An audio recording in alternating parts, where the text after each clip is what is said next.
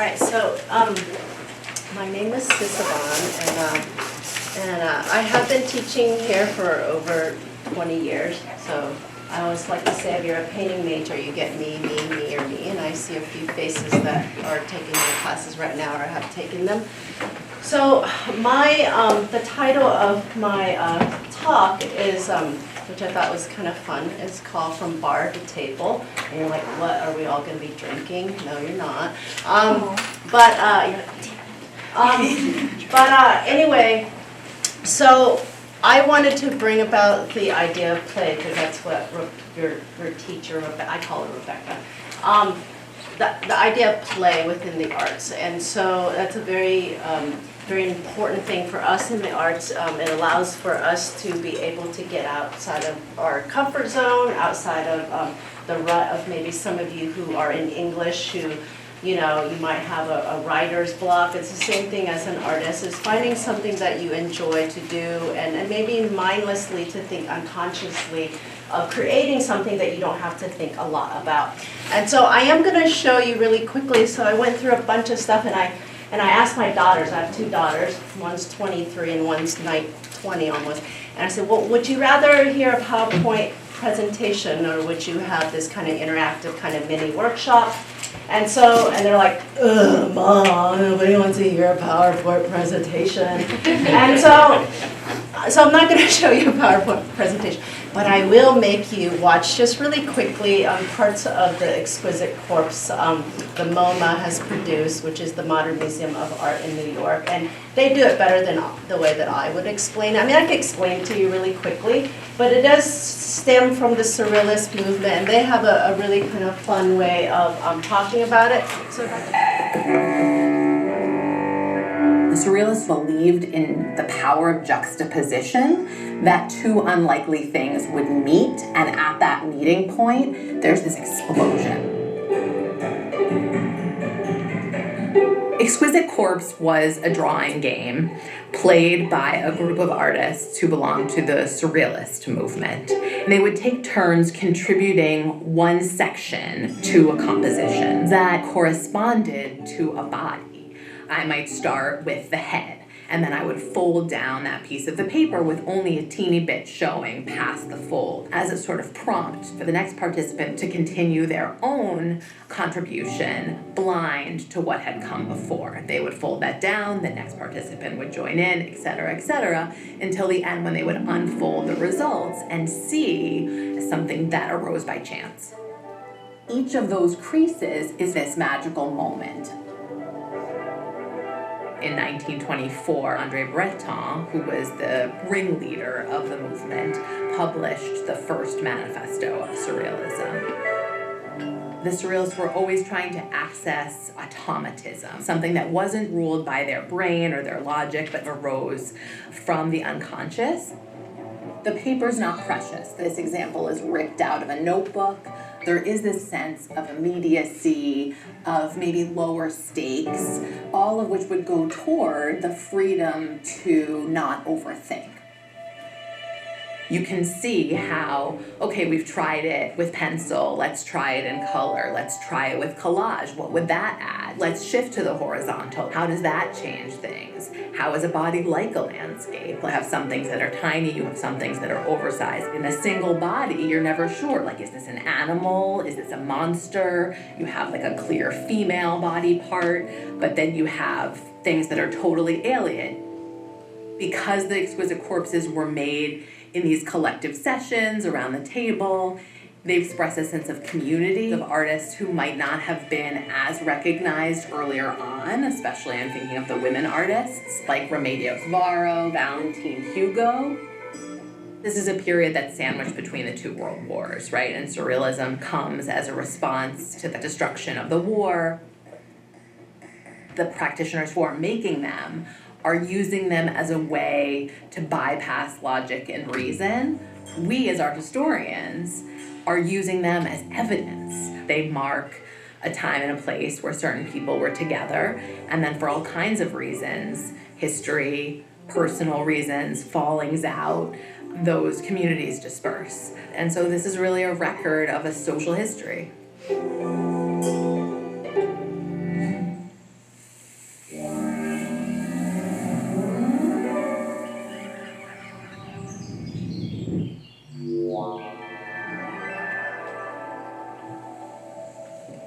Okay.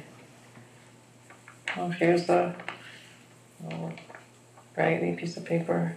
Ted and me and John Pye, Lorraine Pye. This is just Ted and me made this in Vancouver. They're all done spontaneously, not premeditated, you know. It's a site of freedom, basically. It's a drawing going out to play almost with other drawings. I have thought sometimes that Ted is the secret key to the 20th century. Ted Jones is someone we could really describe as having lived many lives. He was trained as a jazz musician and as an artist. In the 1960s, he's making actually a living as a poet. Jazz is my religion, and it alone do I dig. Jones's first exposure to surrealism is through periodicals and through its global distribution. In 1960, he moves to Paris and is at a bus stop. And who should be at this bus stop in Paris but André Breton? So they strike up a conversation, and Jones becomes involved in various surrealist activities. There's a piece of writing by Ted Jones that's actually called Letter to André Breton, and he says, "Without surrealism, I would have been incapable of surviving the abject vicissitudes and racial violence which the white man in America imposed on me every day. Surrealism became the weapon I used to defend myself, and it has been and always be my own style of life." The summer of 1975 found Ted Jones in London, where a friend of his had given him this kind of sheath of computer paper. He realized it was this kind of perfect support for a series of Exquisite Corpse drawings. And so that was really the beginning of this extraordinary, almost 3-decade project that is Long Distance. It is, when fully extended, something like 36 feet in length. It has 132 contributors. Conroy Maddox, Gregory Corso, Secret Santo, Joyce Mansour, Dorothea Tantana, Papa Ibrahim, Roberto Bata, Nanos Valeritas, Wilson, Adrian Lawrence. One of the things that always... So I'm going to stop it there. If you look at your paper, your beautiful teacher up there on her face, I'm going to allow for you to do an exquisite corpse. And what you're going to do is you're going to start from left to right, all right? So you're going to take one of those, and you're going to quickly draw. You can draw anything you want to, and some of you might need prompts. And you can hear from just the quick video just how they explain how it started, right? It was like a fun bar trick. They're all like, having, they're probably bored and they're like, what are we doing? We're a bunch of artists, and we need something to do with our lives, and how do we get outside of a creative rut? And a lot of these artists that they're talking about, they're really big name artists. You might not know them, and that's okay. The point is, how do you get outside of that rut, right? How do you get outside of that kind of creative zone? Now, how many of you, and I called this, and I don't play it, well, okay, I take that back. The other day, my husband downloaded Pac-Man on Xbox. And I was like, oh my God, Pac-Man. And it reminded me of when I was little bit. How many of you play video games? Yeah, most of you kids do. I call you kids anyway, even if you're 80. You usually play because it's not really mindless, but it gets in the zone, right? It gets to the point where you don't have to think about so much. It's like, this kind of automatic control that you have, and this kind of, innate ability to just let go a little bit and not think about the world and not think about other things that are inundating your brain. Well, that's part of it. I mean, myself, who's an artist for so long, there's a point in terms of what am I doing here? Why am I doing this, right? These self-doubts that we have, whether, again, you're a writer, you're an artist, you're a creative person, you're a researcher, you get to a point where you're you hit that wall. So what do? Right? Do you wallow and just cry and break down and pretend it's not happening? Or do you go to the bar, and you play a game with a bunch of your friends, or you sit and you play games on, I call it Vigi games. I know it's video games, Sisavanh. But that's kind of what we're doing right now. And even if you don't know how to draw, there's no requirement for drawing, right? If you're like, I just make stick figures, or just make stick figures. Nobody is requiring you. I'm not taking any grades. You can all relax because you're all honor student. You're looking at me like she's crazy up here. I see your faces. So what we're going to do is you're just going to basically, I've got green up here because whatever I had. And if you are in a food coma, we'll wake up. So what we're going to do is we're just going to do, and maybe you don't want a face, but so you're going to start out simply by just doing drawing. And I'm just going to, because I just saw my cat and I'm drawing this backwards. Kitty, right? Maybe the cat's happy, maybe not. All right, so there's my head. What you want to do is you want to bring down that neck down, all right? And what you're going to do now is so the other person can't see it. So don't look at the other person's drawing, you hear me? You're going to go to the next one. And now I'm going to steal, because I steal all the time in the classroom, and Joy knows this is my class. I'll take another one. Now the body, you can do whatever body you want. How about if you're like, I just had a hamburger. We'll go ahead and make a hamburger, right? And you're like, well, I don't know, Sisavanh, that looks like a hamburger. Now I've got a hamburger. Maybe there's pickles here. Sure, why not? Maybe the bun is, it's kind of like a bun. You're like, that's about as creative as I get. Okay, fine, all right. You're going to add another thing down below. You're going to pass it to the next person. And what you're going to do on this one is you're going to then fold it so the next person sees it. And you saw me, I gave you an example. I don't know how Rebecca feels about it. I was like, Ava, I need you to do an exquisite corpse for me. Mom will pay you $20. She was okay. So she did that, and I sent her a photo of Rebecca, and she did it for me. Listen, kids, life isn't that serious. You can relax a little bit, all right? That's the fun part of I've been an academic a long time. I am what you would probably call a type A extrovert, and you've heard a long list of things I do. You know what? If you don't enjoy 50% of what you're doing, you might question what the hell you're doing, all right? All right, now feet. You're like, does it have to be feet? It doesn't have to be feet, all right? You just need to take it down below. Give me something. What should I draw at the bottom? A wheel. A wheel. Okay, so I don't know. That's a close enough wheel, right? Now I've got a wheel. And again, then we'll open it up, and now it's a silly cat with a hamburger and a wheel. I mean, come on, right? Even you serious one can kind of laugh at that. You're like, they can do better than that. Well, then show me, all right? All right, so that's what we're going to do is I'm going to give you a minute. Listen to me, not 30 seconds, not 10 seconds, a minute. Yes, you can have one. If you do not get a piece of paper, holler, so I'll give you a piece of paper.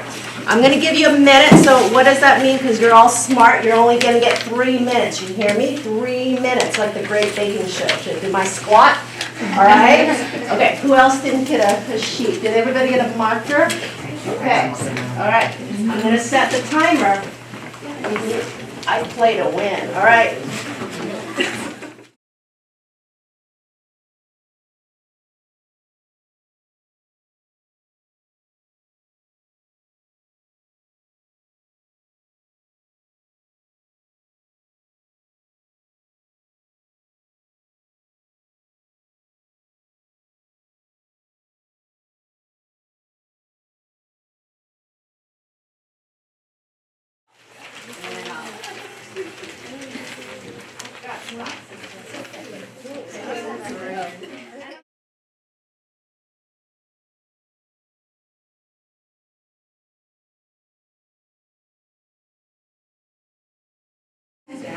So pretend we're at a bar.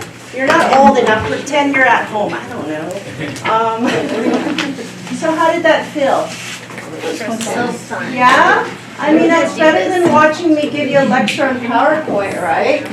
I mean, what did it make you do? Maybe that's similar to something that you have experienced. I don't know, again, going back to video games, since you guys are at that age. Like, what did it do anything for you, though, at all? You could be like, no. It's relaxing. It's relaxing, right? And then, what else did it make you feel?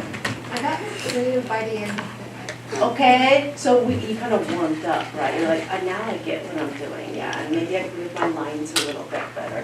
What else? I got more simplistic towards the end, Ah. seeing what I could do with just like root patterns or whatever. Okay, maybe because I was yelling 10 seconds. It was me on the spot. It made you think on the spot, that's very good. What else did it make you do? I became curious. You became curious, that's a good thing. What else? What else did it make you do? Yep. Reflect on how things are not in my control. Maybe, yeah, it's it's kind of autonomy, but it's more like what the abstract expressionists would call autonomous kind of drawings, like a very automatically approach of drawing. But what you did get, and I'll get to you, is that you got that extra line at the bottom, so you were kind of forced a little bit to follow that, like to take that line and move it, right? And then, what were you gonna say? What did you get out of it? I had to do a bit of improvising because one had minutes to Yeah, start and right. then I knew what I was drawing after I started. Exactly. So I feel like, even though we're in the arts, and we're not scientists per se, but the arts and the science and the math all kind of connect to each other, don't they, right? There's something about that, the beauty of that kind of brings this creativity about that you don't always kind of, they try to separate, I say they, but get the STEAM and the STEM and all that. You guys hear it ever since you're little. I mean, I've had daughters and they're like, oh God, Mom, why do I have to decide on a career and blah, blah, blah. And I think with these types of exercises, allowing for yourself to just relax a little bit, allowing yourself just to mindlessly make, I call it. So, and what I'll do is I'll have a few Vanna Whites. You're like, who's Vanna White? I'm dating myself now. You're gonna hold up the thing and just kind of see them, all right? So I'm gonna let you stand and show your people, turn around and show them the drawing. All right. And I'm just kind of handing them back. So hold them up high like you're proud. All right, don't be timid now. Now what I'd like to do is I'd like to take these images and maybe animate them and maybe give them back to you, and you can show them as a group. Turn around and show them on. There's some really great ones. I think what I want to do is break them. All right, so what? This is long, loud, Leo, all right, hold on to your drawings. What just happened is what I was listening to actually a doctor talk on a podcast today. His name is Dr. Robert Lutsting, and I don't know who this person is, but I was like, who is this and what's he talking about? And he was talking about how, increasing our serotonin, like our happy kind of, right? And this is like, as an artist, that's kind of where our happy thoughts are at. Does that mean, even if you don't know who it is, the point is that what just happened is that you started a conversation with each other. Maybe some of you are more introverts, maybe some of you are extroverts, but the beauty of drawing or just these kind of unconscious way of making, it allows for yourself to just let your hair down. Okay, if you don't have any hair, maybe just kind of move it like this, right?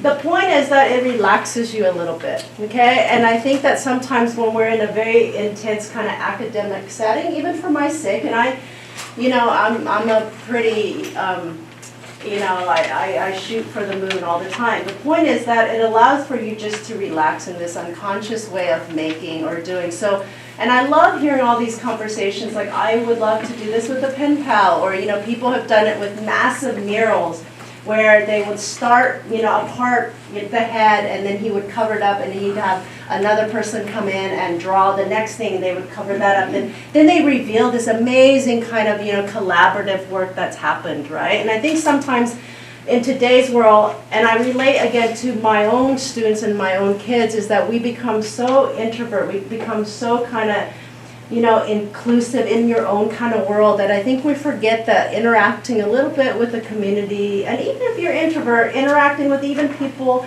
next to you, won't kill you, right? We are social beings, and I think even for artists like me as a painter, I'm not a printmaker. Printmakers usually go to conferences and things like that. Sculptors make these big casting things that they get together. Then you have the painters, and we're like, it's me, and me, and we don't have conferences for painters. We're very selfish. It's not that we don't like people, we just kind of, want to stay in our house and paint. And like Rebecca's like, you have sabbatical in the fall. It's like, yes! And you know what I'm going to do? I'm going to paint because I've got all these shows coming up.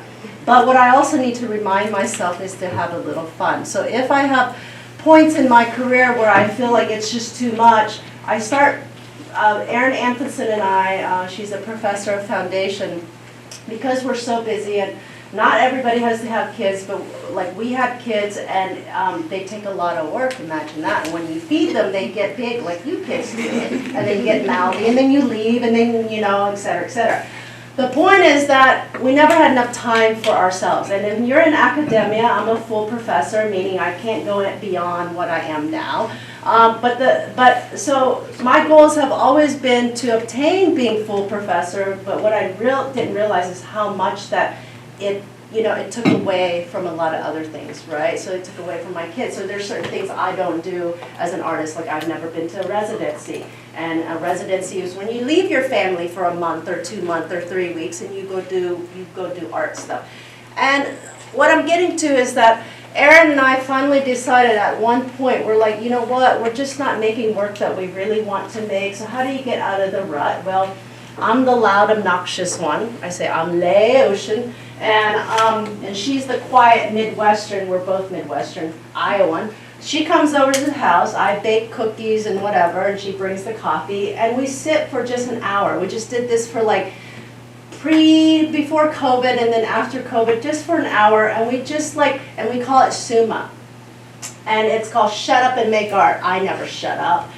We make art. And so she comes in with these collages that are just really simple, cut, paste, kind of like what you're doing, or kind of mindless. You bring something together, you make it, you support each other. You don't ask like critical things like, why are you making it, right? I mean, and who are you making it for? What we just did for that hour was just make. We didn't think, we just made. And you're like, well, how do you make and not think? Which is kind of what you did, right, in a very unconscious way. And what happened to that body of work, I sold a ton. I'm represented by Tenny in Nashville, but I also donated a lot to the Legacy of War, which is a nonprofit. It's to help the removal of the bomblets in Laos. So Laos is still the most bombed country per capita. I was born there. I went to the refugee camp. So a lot of this kind of really, can be very serious, right? Like when I have shows at museums, I get veterans coming up to me who are, from the Vietnam War, and they're like, you know what, your talk really, made me see different things and sides of how you can make work. I try not to point fingers, or pointing fingers is not going to help anyone, right? You know that. If you have any siblings, you're like, it's their fault, it's their fault. Nobody wins. And then mom's like, both of you in the corner. You hear me? So the same thing kind of with art that is very socially engaging. It's kind of like, I call them heavy hitters, is that sometimes you need to soften the blow a little bit and allow audience into your artwork, into your writing, into whatever you guys are doing. So then you can be able to have a conversation with them, right? If I am too aggressive with you, you're not going to want to talk to me. I wouldn't want to talk to me either, right? So how do you create work and things like that that isn't as serious, but yet it is? And so, again, so we created this thing called SUMA, and I even tell my students this, and they have been able to, because I teach upper division painting, they then go out and they're like, you know what, we created a group, it's like 3 or 4 of us that we get together every weekend and we just make work, right? And I think that, again, that is so important, especially for artists, to be able to, allow yourself to just be comfortable in the people around you. And if you don't have that connection, like I love what she was talking about up here about, this connection with pen pals. When I was little, I did pen pals. I met a girl in Stockholm. I was like, oh, she's from Sweden. You know what I mean? It was like the year before internet, and I'm from little old town of Kansas.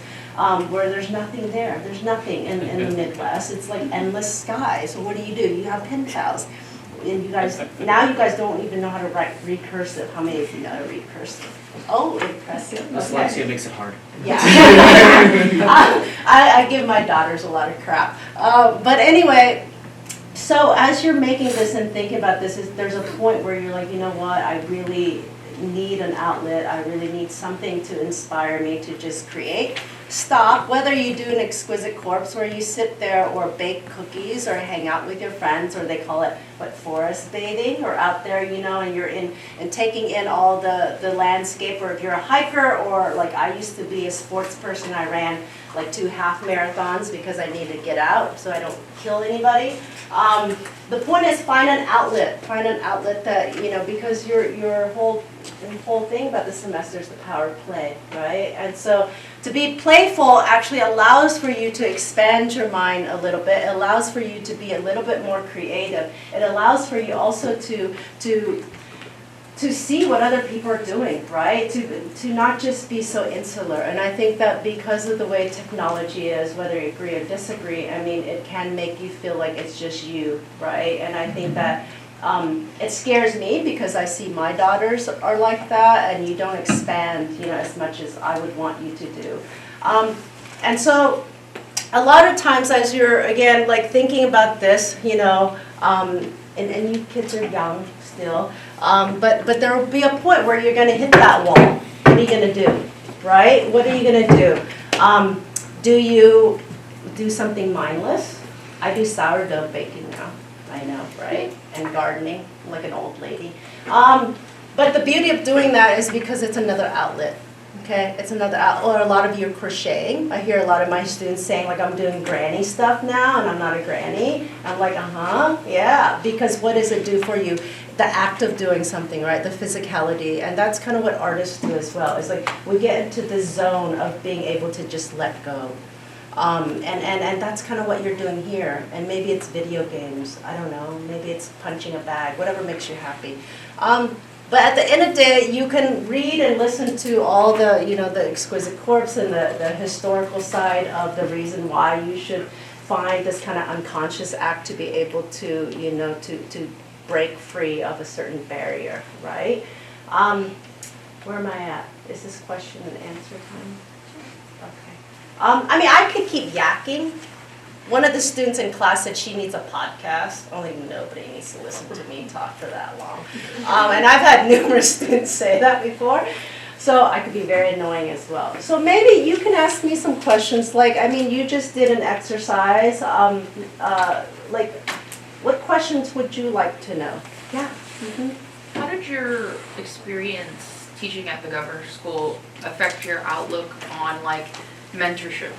You know what, the funny thing is, I juried a show at Knoxville, and it was one of the arts center show, and a girl came up to me, and I was giving out awards, and she said, I had you for governor's school, and you were such a, an inspiration for how I live my life. And I'm not saying I am the coolest person in the world, but for her to come up to me and feel comfortable to come up to me and tell me how she's doing now. And I haven't taught governor's school, I taught it for 3 years maybe, my early stage of my career.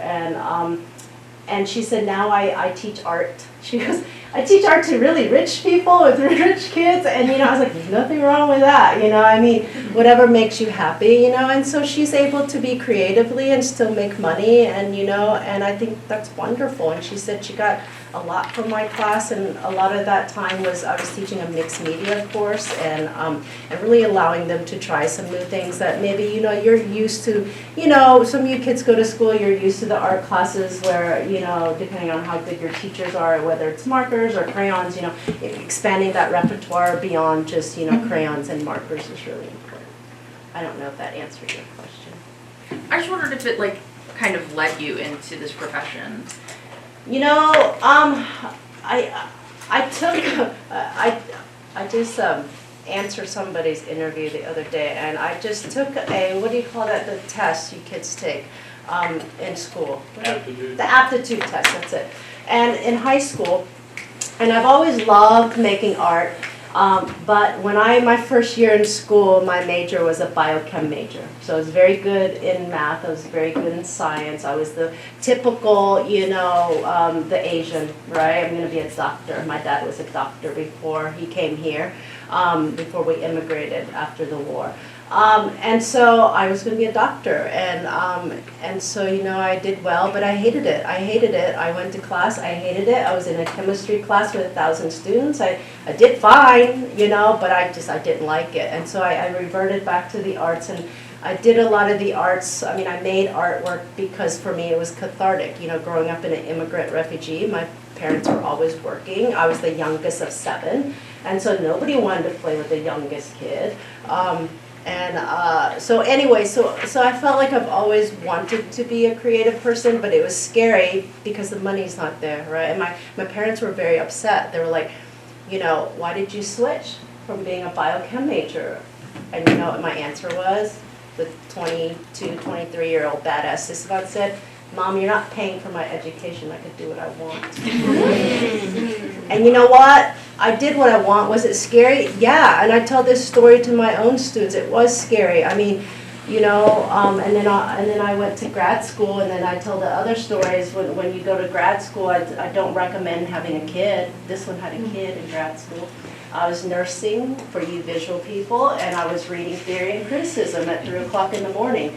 I mean, those are realization, that your commitment to a certain craft or your discipline is important to you, and only until then will you recognize the importance of it.